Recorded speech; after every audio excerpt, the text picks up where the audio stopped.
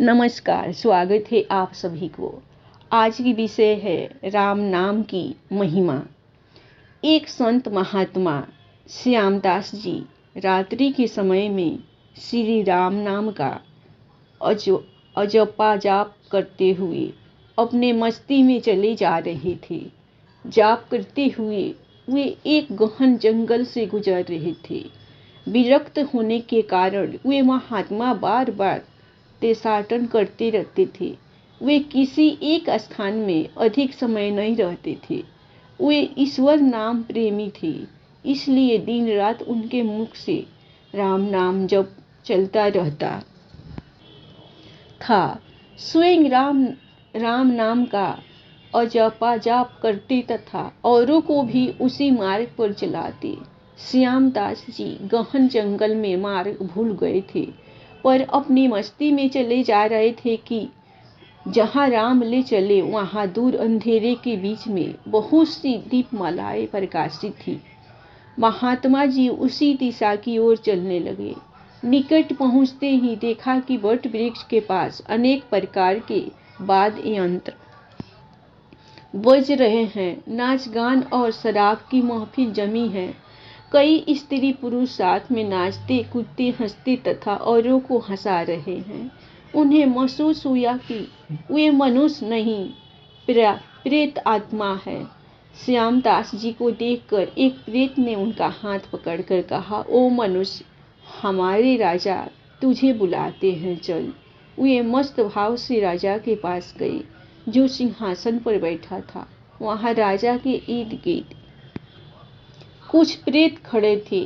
प्रेत राज ने कहा, तुम इस ओर क्यों आए? हमारी मंडली आज मदमस्त हुई है। इस बात का तुमने विचार नहीं किया? तुम्हें मौत का डर नहीं है? अट्टहास करते हुए महात्मा श्यामदास जी बोले, मौत का डर? और मुझे राजन, जिसे जीने का मुंह हो उसे मौत का डर होता है। हम साधु लोग तो मौत को आनंद का विषय मानते हैं। यह तो देह परिवर्तन है, जो प्रारब्ध कर्म के बिना किसी से हो नहीं सकता। प्रेतराज, तुम जानते हो हम कौन हैं? महात्मा जी, मैं अनुमान करता हूँ कि आप प्रेतात्मा हो। प्रेतराज, तुम जानते हो लोक समाज हमारे नाम से कांपता है। महात्मा जी, प्रेतराज, मुझे मनुष्य में गिरने की गलती मत करना। हम जिंदा दिखते हुए भी जीने की इच्छा से रहित मृत्युल्य है। यदि जिंदा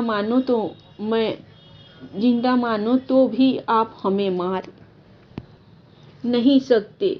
जीवन मरण का कर्माधीन है। मैं एक प्रश्न पूछ सकता हूँ? महात्मा की निर्भयता देखकर प्रेतों के राजा को आश्चर्य हुआ कि प्रेत का नाम सुनते ही मर जाने वाले मनुष्यों के एक इतनी निर्भयता के बात कर रहा है।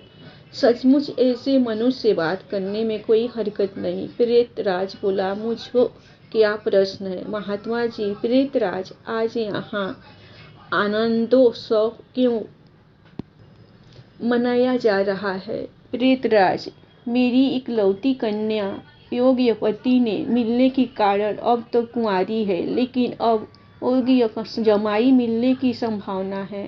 कल उसकी शादी है, इसलिए यह उत्सव मनाया जा रहा है। महात्मा हंसते हुए, तुम्हारा जमाई कहाँ है?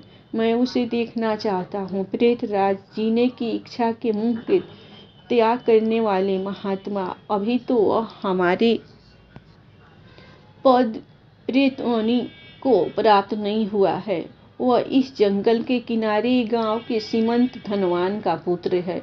बहादुर राजचारी होने के कारण वह इस वक्त भयानक रोग से पीड़ित है। कल संध्या के पहले उसकी मौत होगी, फिर उसकी शादी मेरी कन्या से होगी।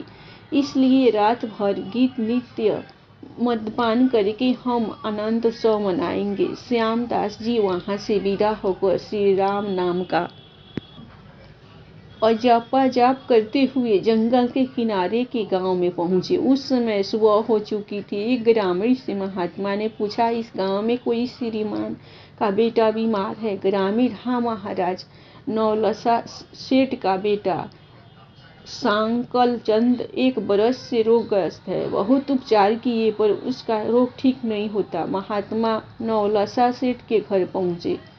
सांकल चंद की हालत गंभीर थी, अंतिम घड़ियां थी।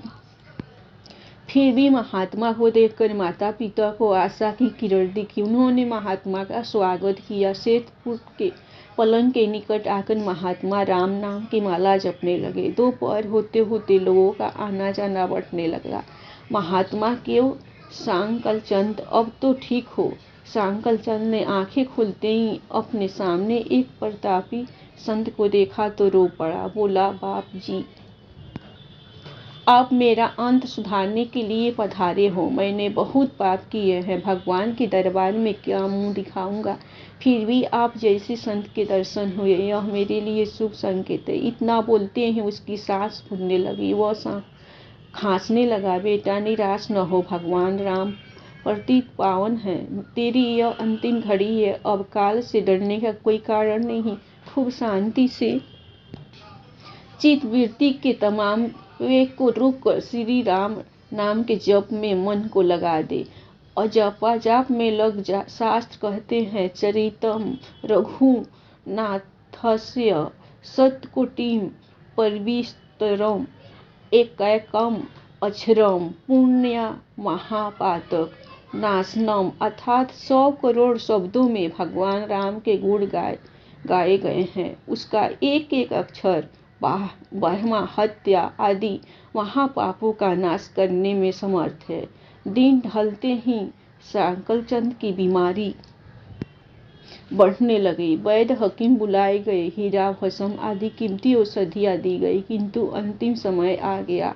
यह जानकर महात्मा जी ने थोड़े नीचे झुककर उसके कान में राम नाम लेने की याद दिलाई। राम बोलते ही उसके प्राण पखेरु उड़ गए। लोगों ने रोना शुरू कर दिया। शमशान यात्रा की तैयारियां होने लगी। मौका पाकर महात्मा जी वहां से चल दिए।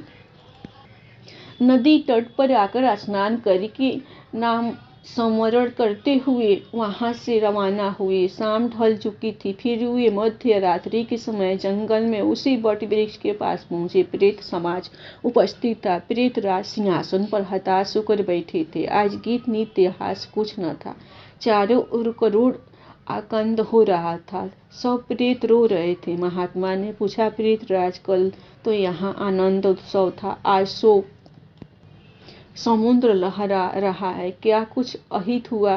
प्रेतराज, हाँ भाई, इसलिए रो रहे हैं, हमारा सत्यानाश हो गया। मेरी बेटी की आज शादी होने वाली थी, अब वह कुंवारी रह जाएगी। महात्मा, प्रेतराज, तुम्हारा जमाई तो आज मर गया है, फिर तुम्हारी बेटी कुंवारी क्यों रही?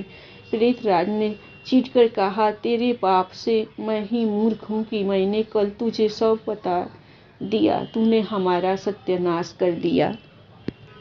महात्मा ने नम्र भाव से कहा, मैंने आपका अहित किया, यह मुझे समझ में नहीं आता, क्षमा करना। मुझे मेरी भूल बताओगे तो मैं दोबारा नहीं करूँगा। प्रेतराज ने जलते हृदय से कहा, यहाँ से जाकर तुमने मरने वाले को नाम स्मरण का मार्ग बताया और अंत समय भी राम नाम कहलवाया, इससे उसका उद्धार हो गया और मेरी बेटी कुंवारी रह गई। महात्मा जी, क्या सिर्फ एक बार नाम जप लेने से वह प्रेत उन्हीं से छूट गया? आप सच कहते हो? प्रेतराज, हाँ भाई, जो मनुष्य राम नाम जप करता है वह राम नाम जप के प्रताप से कभी हमारी योनि को प्राप्त नहीं होता। भवन नाम जप में नरकोद्धारिणी शक्ति है। प्रेत के द्वारा राम नाम का यह प्रताप सुनकर महात्मा जी प्रेमांसु बहाते हुए भाव समाधि में लीन हो गए। उनकी आंखें खुली तब वहां प्रेत समाज नहीं था। बालसूय की सुनहरी किरणें वट वृक्ष को शोभायमान कर रही थी। जय श्री राम। धन्यवाद। कहानी आप लोगों को राम नाम की महिमा की, सत्य की कहानी पसंद तो जरूर आई होगी। अगर आई होगी तो आप लोग भगवान राम के नाम पर दिल खोलकर लाइक सब्सक्राइब जरूर कीजिएगा। जय श्री राम।